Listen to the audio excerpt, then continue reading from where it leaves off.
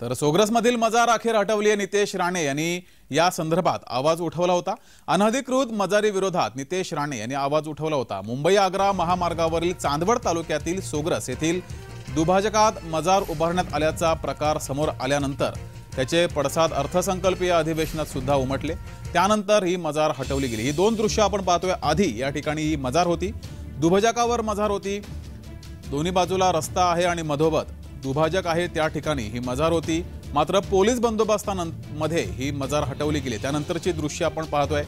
एकीकडे अगोदर असणारी मजार आणि त्यानंतर हटवली गेलेली मजार आपण पाहतोय। पोलीस बंदोबस्तामध्ये ही मजार हटवली आहे। नितेश राणे यांनी आवाज उठवल्यानंतर ही कारवाई केली गेली आहे।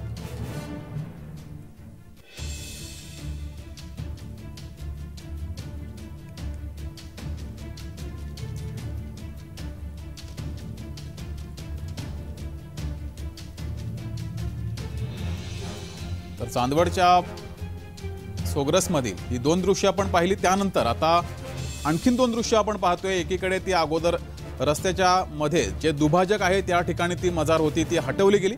मात्र ही मजार योग्य ठिकाणी दुसऱ्या जागेवर ती स्थापित केली गेली आहे। ही दृश्य आपण पाहतोय। एकूण तीन दृश्य। अगोदर मजार रस्त्याच्या दुभाजकामध्ये होती, ती हटवली गेली आणि त्यानंतर ती योग्य ठिकाणी ती स्थापित केली आहे।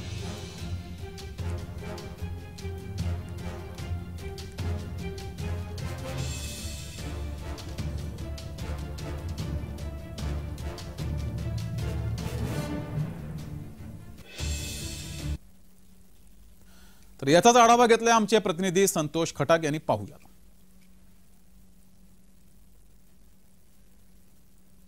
यांनी जो विधानसभेत काल परवा जो आरोप केला होता की चांदवड मुंबई महामार्गावरची मदार आहे, ती मदार काल रात्री पोलिसांनी गोपनीय पद्धतीने रात्री 1:30च्या सुमारास काढली। आपण मागे बघू शकता, या ठिकाणी रात्री 1:30च्या सुमारास मोठा पोलीस बंदोबस्तात ही मदार काल रात्री काढण्यात आली असून आता या ठिकाणी ही मदार दुसऱ्या साईडला शिफ्ट करण्यात आलेली आहे। आणि याचबरोबर रात्री ही कमालाची गोपनीयता पाळण्यात आली। कालच आपण बघितलं, काल तहसील ऑफिसला या संदर्भात निर्णय झाला होता की काही गाव बैठक होऊन यावर तोडगा काढण्यात येईल। मात्र पोलिसांनी काल रात्री 1:30-2च्या सुमारास अत्यंत गोपनीय पद्धतीने ही मजार दुसरीकडे काढून हटवण्यात आली आहे। जय महाराजसाठी संतोष खदाळ, चांदवड।